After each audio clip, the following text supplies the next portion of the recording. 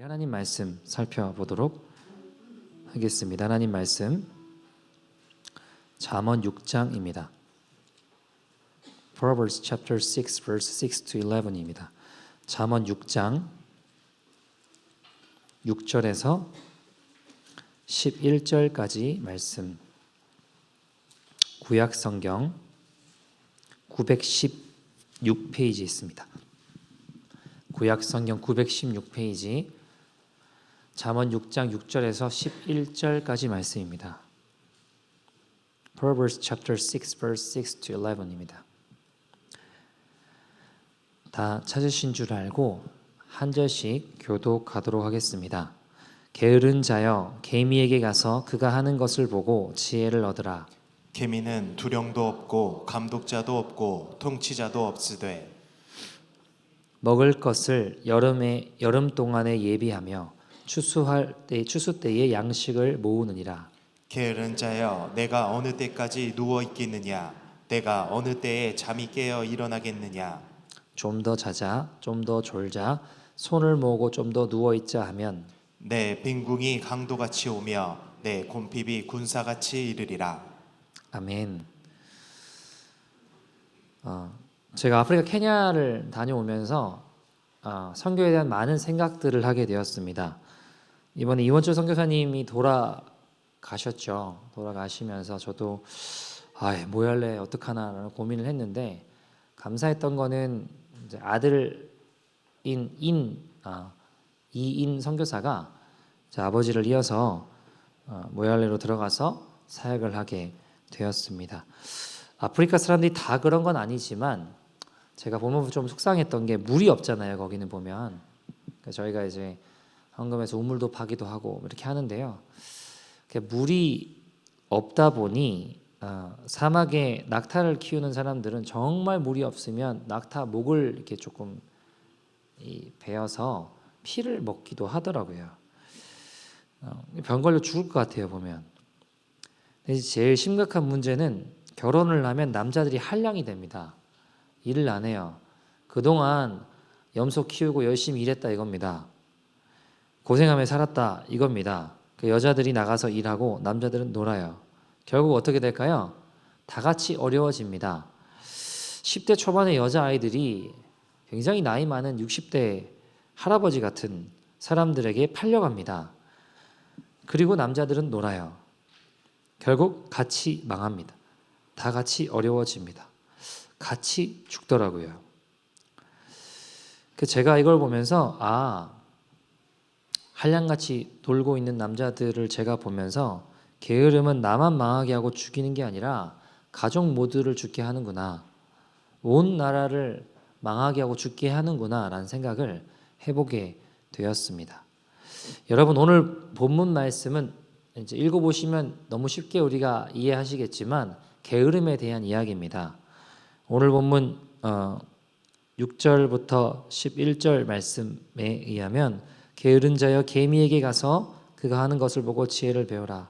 게으른 자에 대해서 이야기를 합니다. 개미는 열심히 일해서 예비한다 라고 이야기하죠. 그리고 9절부터 보면 게으른 자여 내가 어느 때까지 누워 있겠느냐 어느 때까지 잠이 깨어 일어나겠느냐. 좀 더 자자 좀 더 졸자 손을 모고 좀 더 누워 있자 하면 결국 빈궁이 강도같이 오며 곰핍이 군사같이 이른다라고 이야기합니다. 여러분 우리가 게으름이라고 생각하면 좀 오해하는 것들이 있습니다. 뭐냐면 두 가지 오해가 있는데요. 첫 번째는 사람이 행동이 게으르다고 해서 그 혀까지 게으르지는 않습니다. 핑계 잘 댑니다. 게으른 자일수록 핑계가 많고 변명이 많아요. 몸은 게을러도 혀는 게으르지 않는 것 같습니다. 잠언 22장 13절 보시면 이렇게 이야기합니다. 같이 읽어볼까요? 시작. 게으른 자는 말하기를 사자가 밖에 있은즉 내가 나가면 거리에서 찢기겠다 하느니라. 자 여러분 게으른 자는 뭐라고 한대요? 사자가 밖에 있어서 나갔다가 사자 만나면 어떡하냐? 그럼 집안에 누워 있겠다 이거예요. 여러분 이스라엘에는요 길 가다가 사자를 만날 확률이 어느 정도 될까요? 성경 통틀어서 거의 안 나와요. 삼손 한 번 나오고 뭐 한두 번밖에 안 나오거든요. 여러분 나가서 사자 만나 보셨어요? 그럴 확률이 거의 없는 일인데도 불구하고 사자 만나면 나 찢겨 죽는 거 아니냐 하고 누워 있겠다라는 게으른자는 누워 있는 겁니다. 여러분 어떤 집에 도둑이 들어왔습니다. 도둑이 담벼락을 넘었습니다. 주인이 그것을 보고 누워 있던 주인이 그것을 보고 문은 우리 집으로 들어오기만 해봐라 했습니다. 도둑이 대문을 열고 들어왔습니다. 게으른 주인이 어떻게 했을까요? 일어나서 몽둥이를 들고 쫓았을까요? 방 안으로만 들어오기만 해봐라 그랬습니다. 도둑이 방 안으로 들어왔습니다. 귀중품을 막 다 훔쳐갑니다. 그리고 돌아가는 도둑을 보며 게으른 주인이 이렇게 얘기했다고 합니다. 다음에 또 오기만 해봐라. 여러분, 게으른 자일수록 핑계가 많습니다. 변명이 많습니다.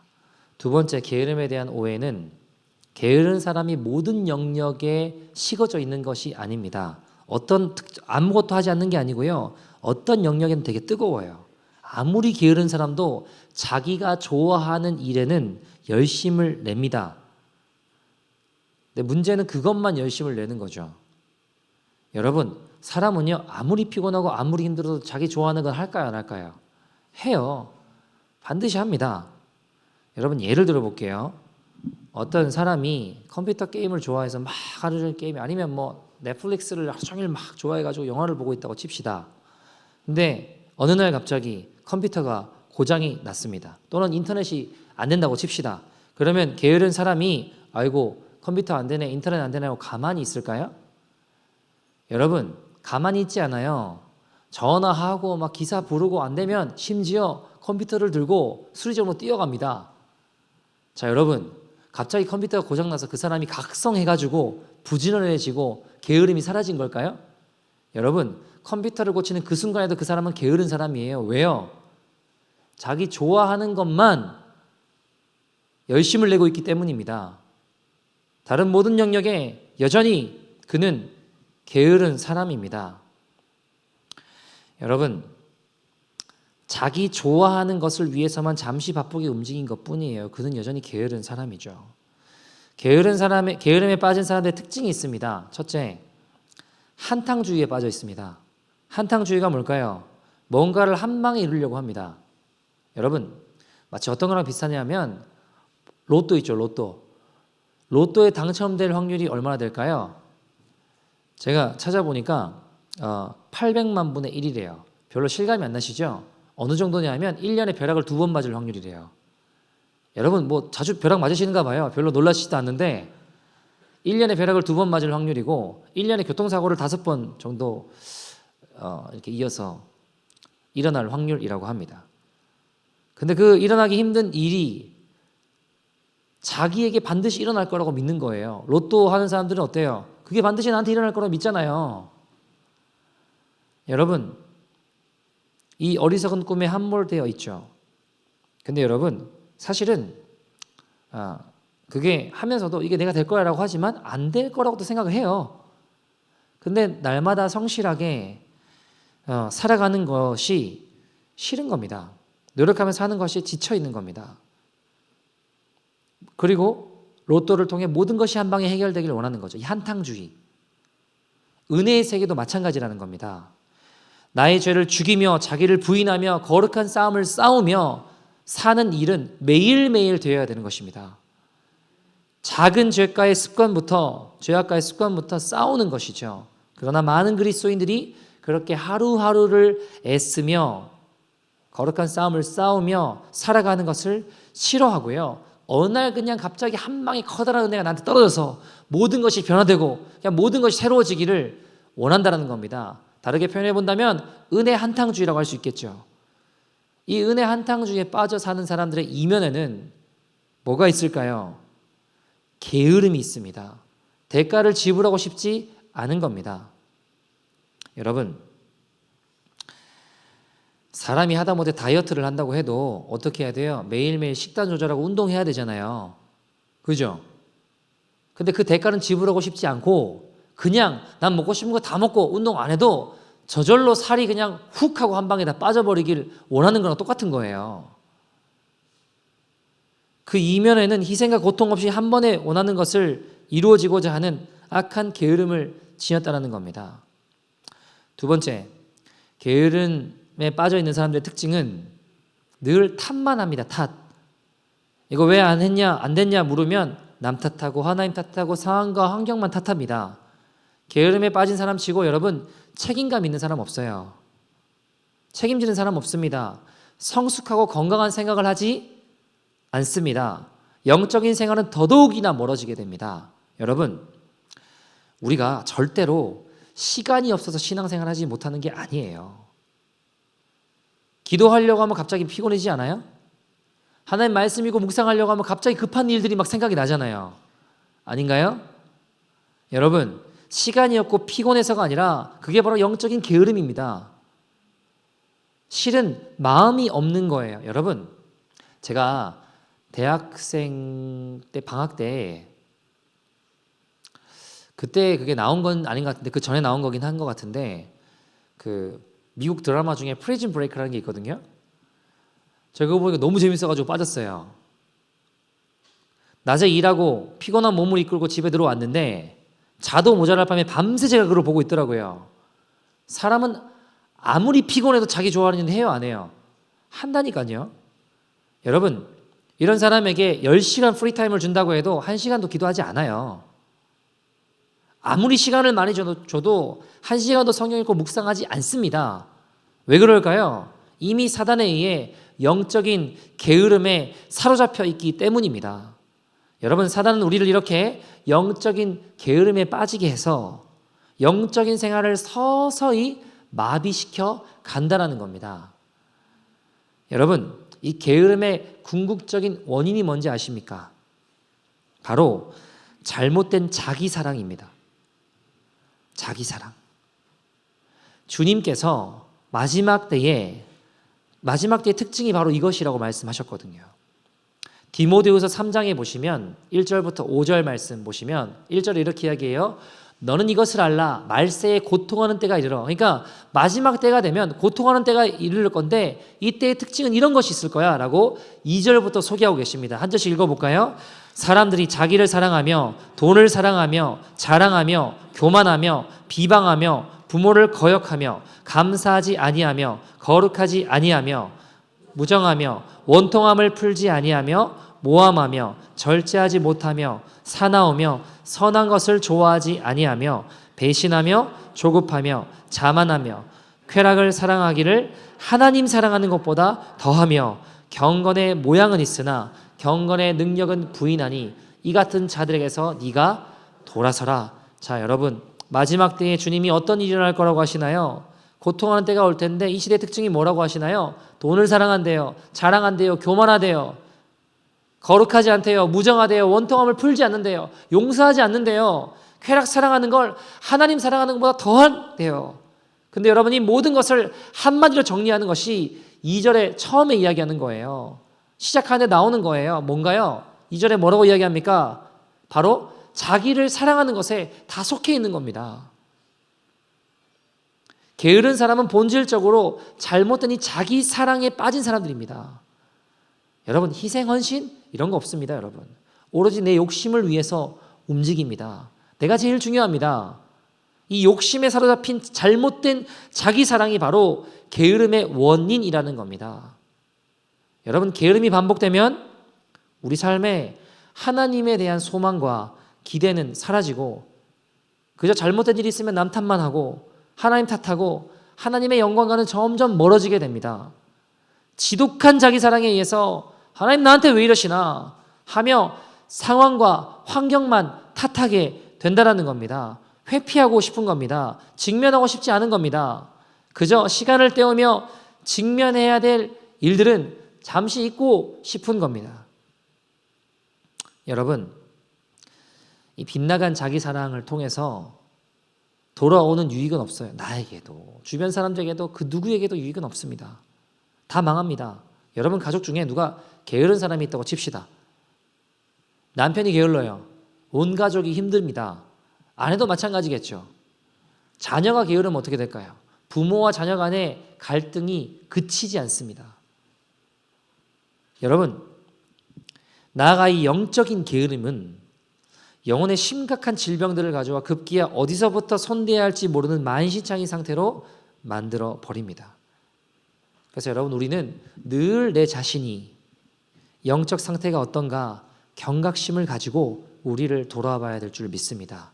여러분, 탁월한 영성가 치고 게으른 사람이 없어요. 게으른 사람 치고 탁월한 영성을 소유한 사람이 본 적이 없습니다. 여러분, 당연하죠. 하나님께서 자기 자신을 하나님보다 더 사랑하는 사람에게 그런 은혜를 주실 리가 없는 법입니다.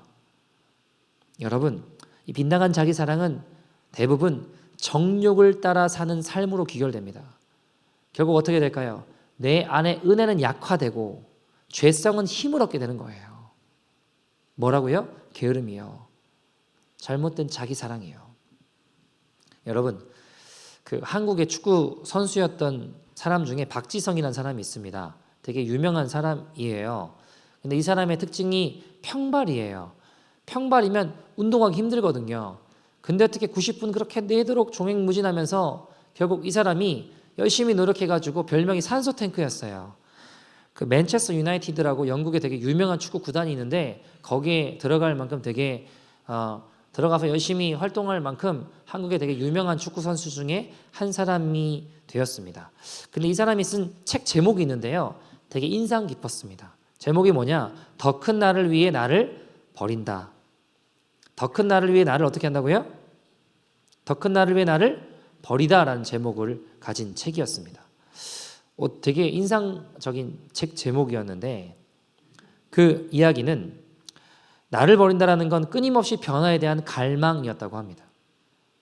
여러분, 저는 이 한마디가 되게 저한테는 되게 의미 있다라는 생각이 들었어요.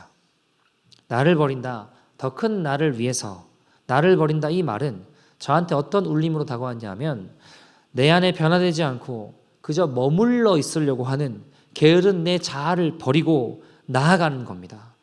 잘못된 자기 사랑을 버릴 때 십자가에 예수님을 담는 참된 변화가 일어나는 것입니다. 여러분, 성경에 보면요, 그 헤롯 왕이라고, 예수님 당시에 헤롯 왕이라고 아시죠? 여러분, 이 친구는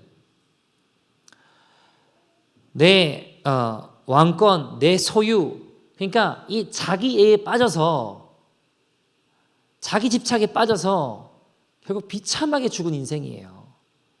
여러분, 왕이었는데 어떻게 죽었는지 아세요? 벌레한테 물려 죽었습니다. 왜요?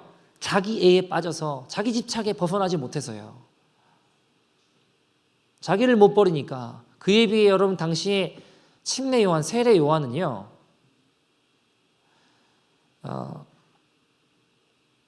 어떻게 이야기하냐면 요한복음 3장 30절에 보시면 이렇게 표현해요. 예수님에 대해서 이렇게 이야기합니다. 그는 흥해야겠고 세례 요한인 나는 어떻게 해요?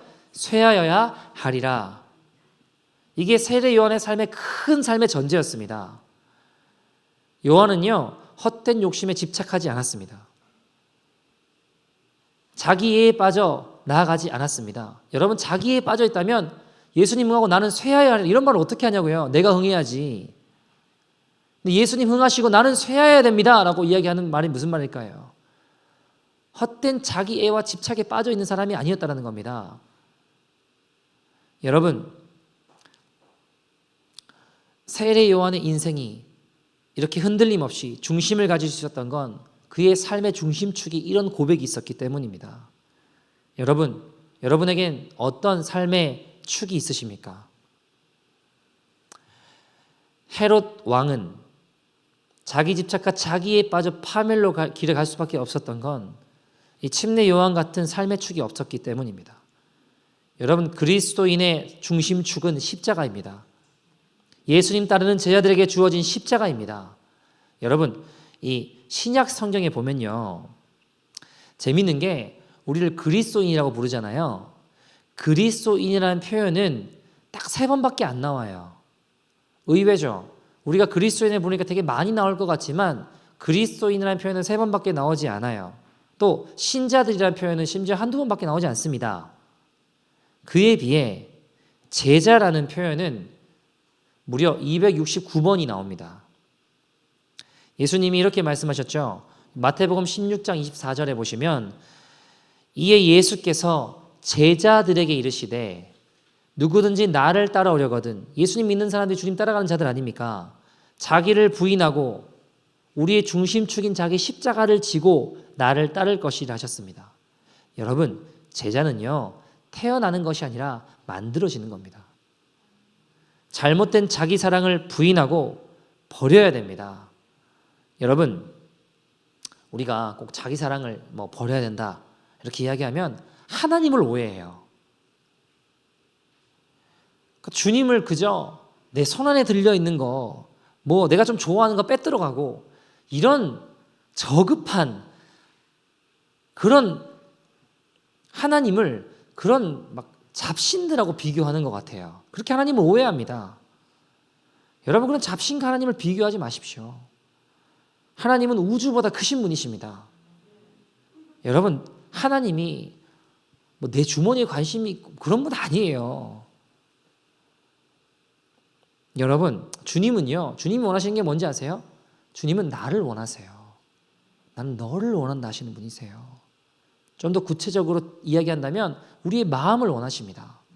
여러분, 누가복음 16장 26절, 27절 보시면 무릇 내게 오는 자가 자기 부모와 처자와 형제와 자매와 더욱이 자기 목숨까지 미워하지 아니하면 능히 내 제자가 되지 못한다고 하셨어요.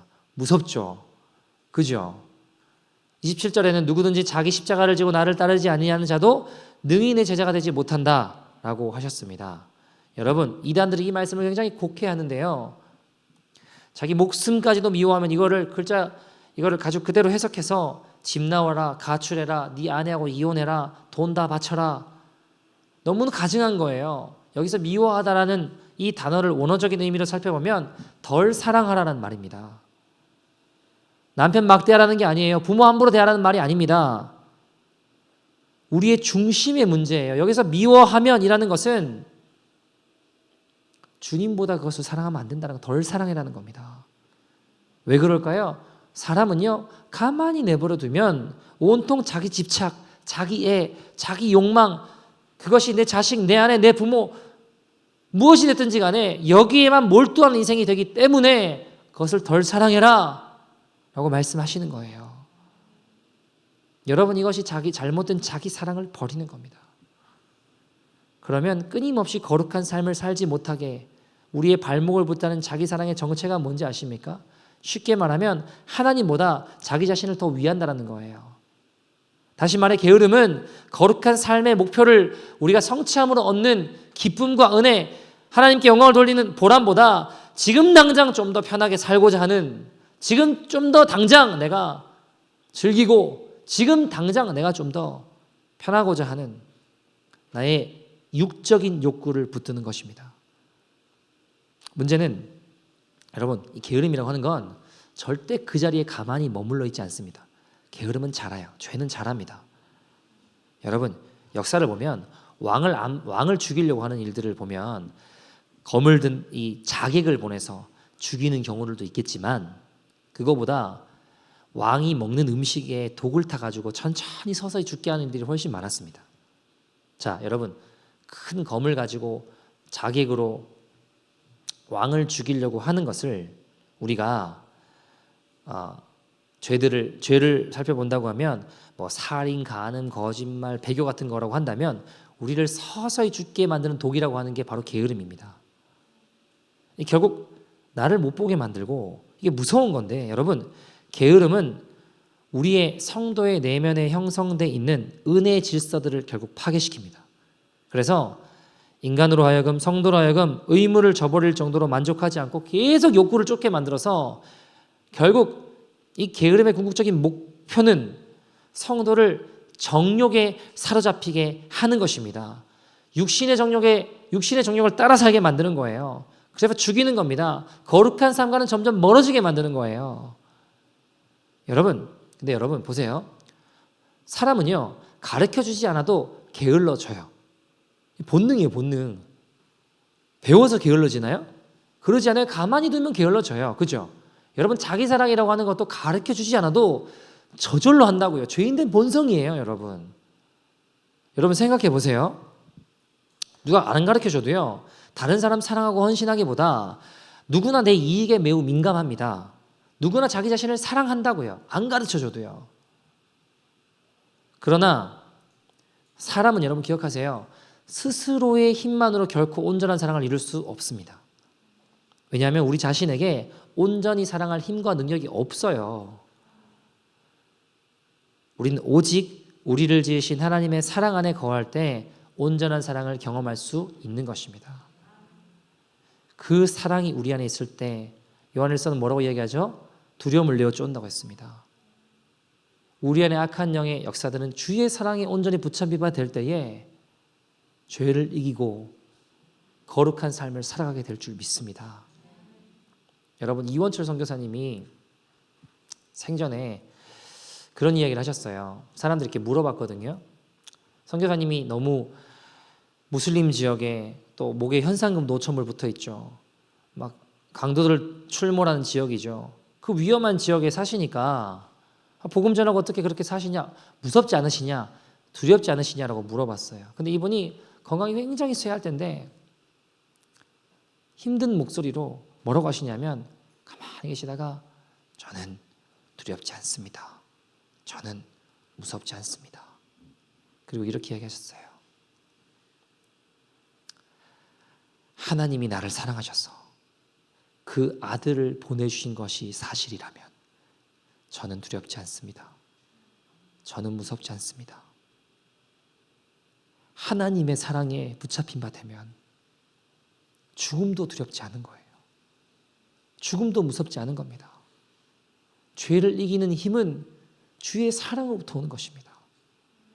우리가 거룩한 삶을 사는 힘도 거룩한 십자가의 사랑에 붙잡힐 때 우리에게 하늘로부터 오는 그 능력과 은혜들이 부어지는 것입니다. 여러분, 마태복음 25장 보시면 마태복음 24장과 25장은 마지막 때 일어날 일들을 주님이 예언하셨거든요. 25장에 보시면 달란트 비유가 나와요. 근데 거기 보시면 5달란트 받은 사람, 2달란트 받은 사람, 1달란트 받은 사람이 나와서 주인이 그걸 맡겨놓고 떠났다가 돌아오거든요. 근데 이 1달란트 받은 사람은 다른 달란트 받은 사람들과는 달리 그 1달란트를 땅에 묻어다 두고 주인이 돌아와서 만나게 됩니다. 그때 주인이 뭐라고 책망하나요? 땅에 묻어다 두고 아무것도 하지 않은 그 자를 향해 뭐라고 책망하나요? 악하고 게으른 종이라고 책망하세요. 다르게 표현해 본다면 게으름은 악한 것입니다. 주님 보실 때 게으름은 악한 것이라는 겁니다. 여러분, 결국 이 종은 문 밖에서 슬피 울며 이를 갈리라고 하셨어요. 이건 지옥의 또 다른 표현입니다. 마지막 때를 살아가는 우리에게 주님이 전해주신 말씀입니다. 영적으로 게으른 자가 되어서는 안 된다라고 말씀하시는 겁니다.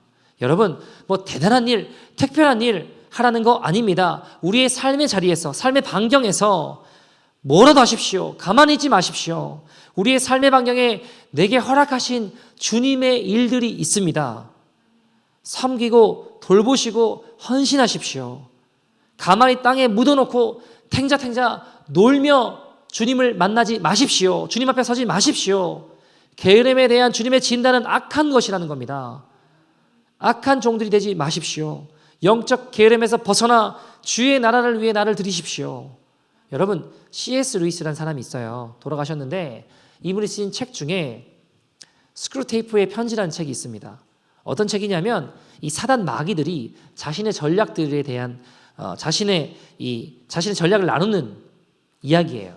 거기 보시면 사단 마귀의 전략을 이렇게 소개합니다. 인간들에게 기가 막히게 좋은 계획을 세우게 해라. 이것도 저것도 멋진 계획을 세우게 해라. 그리고 이렇게 말합니다. 내일부터 하게 하라. 그 계획을 내일부터 하게 하라. 인간에게 내일은 없다. 여러분, 그렇지 않습니까? 우리는 오늘만 살아가요. 우리가 내일부터 그걸 한다고 하지만 막상 내일이 되면 그날은 우리에게 오늘이지 않습니까? 여러분, 사단은 우리를 기도 못하게 하지 않는다니까요. 기도하게 합니다. 다만 내일부터 하라고 해요.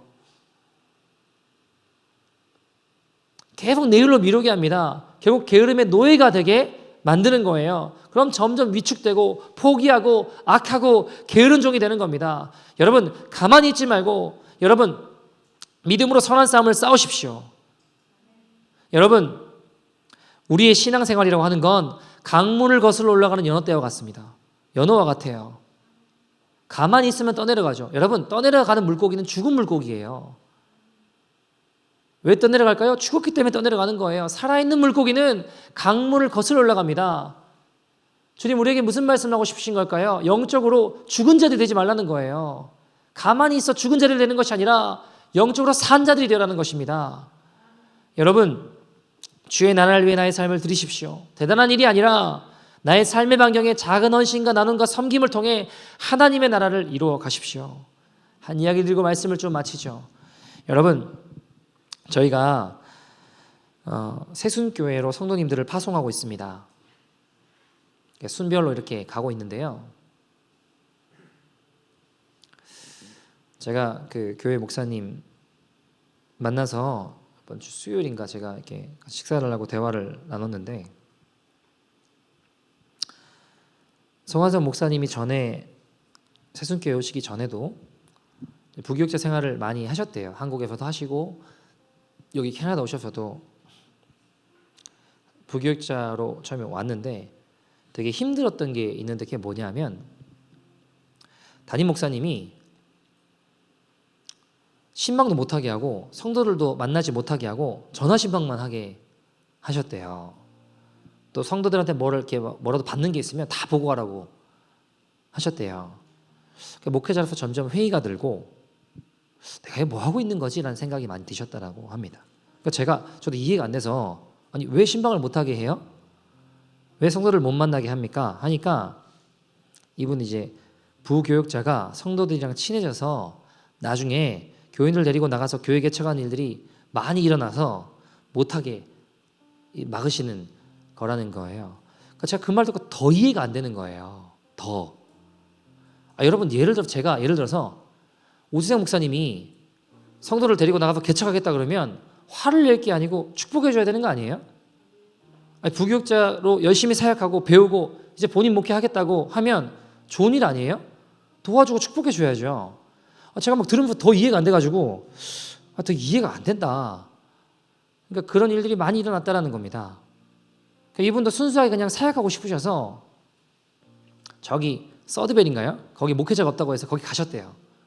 열심히 사역하고 계셨는데 비자가 어떻게 문제가 있으셔서 이렇게 내려오셨더라고요. 그러니까 일하시면서 사역이나 여러 가지 것들을 놓고 고민도 되시고 그러니까 이분은 그냥 복음 전하고 영혼 섬기고 그렇게 살고 싶으신 거예요. 때마침 새순교회라는 데서 청빙이 들어온 겁니다. 근데 가서 보니까 원로 목사님이 그러시더래요.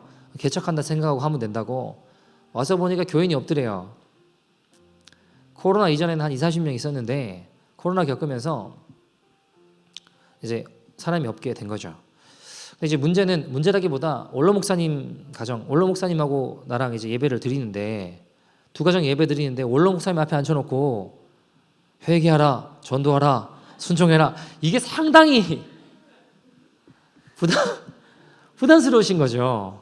안 그러겠어요. 저라도 그럴 것 같아요. 이쪽 밖으로 생각해 보면. 그러니까 그러다 보니까 이게 점점 내가 작아지고 위축되고 내 모습만 자꾸 생각되는 겁니다. 여러분 잘못된 자기 사랑이 작동하면 나는 왜 이래? 이건 뭐야? 자꾸 이렇게 된다고요. 점점 작아지고 목회 의욕을 잃어가게 되는 겁니다. 이분이 그런 말씀 하시더라고요. 그러니까 한국 빼고 이민 와서 사역한 지 10년이 지나면서 점점 모든 어떤 사역들이나 모든 것이 줄어들고 하는 일도 잘 안 풀리고 여러 가지 일들을 겪으면 점점 나도 모르게 작아졌는데 그러다 보니 마음도 열정도 점점 어려워지셨다는 겁니다. 영적인 활력을 잃어가셨다는 겁니다. 그러면서 어떤 생각이 들까요? 나는 왜 이럴까? 하나님께 그런 기도도 하셨대요. 하나님, 내가 사역하는 거 원하지 않으시면 나 안 하겠다. 목회는 포기하겠다. 목회 포기해야 되나? 점점 환경과 상황을 탓하게 되고 하나님에 대한 기대와 소망은 사라지게 되고 나만 보이고 내 상황만 보이게 되는 겁니다. 여러분 이게 자기 사랑의 특징이죠. 근데 그때 때마침 저희 교회에서 성도님들이 교회 가서 함께 예배 드리게 되었습니다. 함께 예배 드리면서 이분 안에 다시 소망이 일어나고 용기가 일어나고 주님 주신 부름의 상이 보이고 그 길을 향해 나아가게 되게 되는 겁니다.